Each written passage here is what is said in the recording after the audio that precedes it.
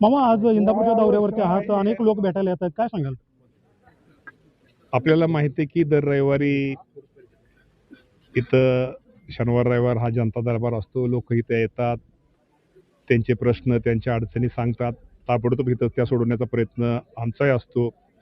पुणे जे असतील, मुंबईचे असतील, ती कागद बरोबर घेऊन आम्ही पुण्याला मुंबईला जात असतो. हा दरबार आज काय नाही, हा दरबार 2014 पासून असाच सुरू आहे आणि 2014 पासून लोकांना कामं सांगायला बरं वाटतं. मलाही त्यांची कामं करताना मलाही आनंद होत असतो आणि ही जुनीच पद्धत आहे. काय दुष्काळजन्य परिस्थिती, तीव्र उन्हाळा आहे, काय समस्या काय घेऊन येतात लोक? दुष्काळजन्य परिस्थितीमुळे तीव्र उन्हाळा आहे. त्यांना सगळ्यांना सांगितलंय की पाणी जपून वापरा. ह्या वर्षी पाण्याचं खूप मोठं संकट आहे आणि निश्चित प्रकारे शेतकरी पण त्याची काळजी घेत आहेत. आपल्याला माहिती आहे खडकवासल्याच्या बाबतीमध्ये अधिकाऱ्यांच्या चुकीमुळं फुरसुंगी कालवे असते तर काम झालं नाही, त्यामुळे पाणी चालत नाही. प्रेशरनी 1150 क्युसेसनी पाणी चालायच्या ऐवजी फक्त 1000 क्युसेसनी पाणी चालतंय. त्यामुळे पाणी खाली पोचू शकत नाही. इंदापूरला पाणी टेलला पोचू शकत नाही. ती लोकांची अडचण आहे, लोकांचा उद्रेक आहे. उद्या लोक सगळी तिथं सिंचन भवनला पुण्याला जाणार आहेत. मी तिथं त्यांना भेटायला, त्यांचे प्रश्न ऐकायला जाणार आहे. अधिकाऱ्यांना आम्ही सगळेजण त्या बाबतीमध्ये विचारणा करणार आहे की पाणी कशामुळे आमच्या तालुक्यामध्ये पाणी आलं नाही. ही चूक आहे, फुरसुंगीचा कालवा दुरुस्त चूक आहे, शेतकरी चूक नाही. त्यात शेतकऱ्यांचा काय संबंध आहे? ही चूक जलसंपदाची.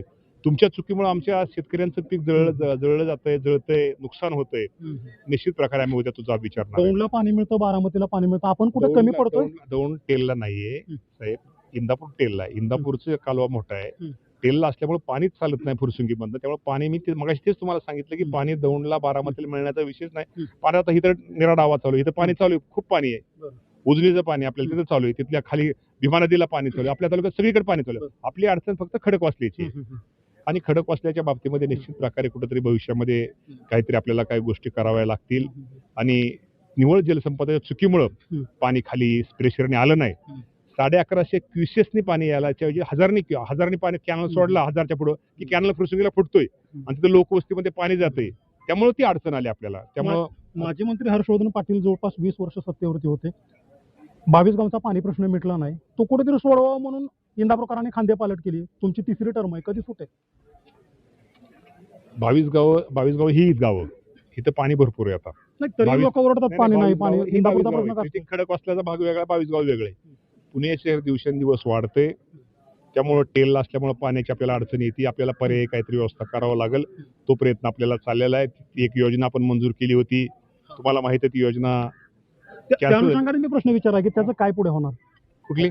जी 5 टीएमसीची उपसा सिंचन योजना तुम्ही या ठिकाणी आम्ही निश्चित प्रकारे हर्षवर्धन पाटील असतील, आम्ही सगळे एकत्र बसून या बाबतीमध्ये आम्ही निर्णय घेऊ. इंधन मिळत नाही शेतकऱ्यांना, 7 वारी तपासायचा आरसी परभणीमध्ये खूप मारामारी सुरू आहे. खरं तर तुम्ही लोकांनी इंधन सगळीकडे व्यवस्थित आहे. मुख्यमंत्र्यांनी जाहीर केलंय की डिझेलचा आणि पेट्रोलचा साठा हा व्यवस्थित आहे, पण विनाकारण लोकांना अफवा पसरवली जाते आणि लोक विनाकारण तिथे रांगा लावतायत. आता बघा ना, सगळीकडे आपल्याकडे सगळीकडे डिझेल पेट्रोल व्यवस्थित शिल्लक आहे. विनाकारण हे अफवा पसरवतात आणि शेतकऱ्याला विनाकारण हे करतायत. की अशी अफवावर विश्वास ठेवू नका. डिझेल पेट्रोलचा साठा या राज्यामध्ये व्यवस्थित आहे. राज्याच्या मुख्यमंत्र्यांनी पण ते जाहीर केलं. कोण पसरवतोय अफवा? विरोधक पसरवत आहेत? विरोधक म्हणत नाही, आपल्यात आपणच अफवा पसरवतोय. आपल्या माध्यमातून अफवा पसरवल्या जातात की बाबा असं रांग लागली वगैरे. त्यामुळे अनेक लोक आणि खप पण तुम्हाला सांगतो 20% खप वाढलेला आहे डिझेल पेट्रोलचा, हे असल्या अफवामुळं. त्यामुळं विनाकारण मी त्या आपल्या माध्यमातून सगळ्या शेतकऱ्यांना सांगतो, अजिबात गर्दी करू नका. डिझेल पेट्रोल आपला साठा व्यवस्थित आहे, त्यामुळे काळजी करू नका. अवकाळी पाऊस झालाय, खूप नुकसान झालंय गेल्या आठवड्याभरापासून. काल पण पाऊस झाला, पूर्व मोसमी पाऊस, खूप नुकसान आहे. लोकांची मागणी अपेक्षा आहेत नुकसान भरपाई मिळावी. जिथं जिथं नुकसान झालेलं आहे त्याच्या पंचनामे कृषी विभाग आणि महसूल विभागाला पंचनामे करण्याचे आम्ही आदेश दिलेले आहेत आणि या बाबतीमध्ये ते पंचनाम्याचा रिपोर्ट आमच्याकडे अहवाल आल्यानंतर त्या शेतकऱ्याला मदत ही केली जाईल.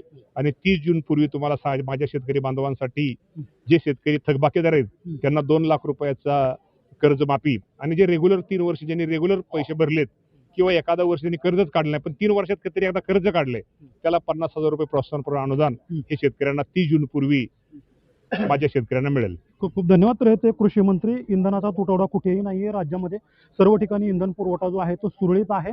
अफवांवरती विश्वास ठेवू नका आणि 30 जून पूर्वी शेतकऱ्यांना कर्जमाफी दिली जाईल असं प्रतिक्रिया जी आहे त्यांनी या ठिकाणी दिलेली आहे. देवा राखोंडे, NTV मराठी, बर्नेवाडी, इंदापूर.